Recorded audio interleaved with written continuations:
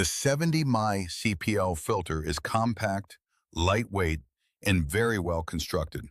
The filter ring is made from durable material with a finely textured edge that allows for easy rotation and adjustment.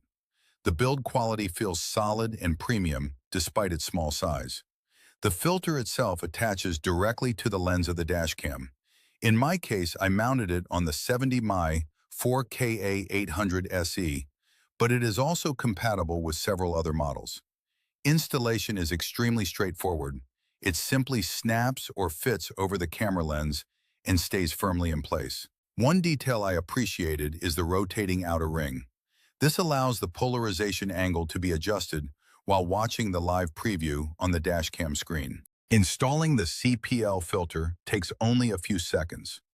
After attaching it to the dashcam lens, I powered on the camera and adjusted the filter while looking at the preview display. The process is simple.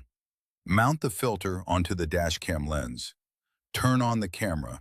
Slowly rotate the outer ring of the CPL filter. Stop when reflections and glare are minimized. Because polarization depends on the angle of light entering the lens, this adjustment step is important. Once properly aligned, the improvement becomes immediately visible.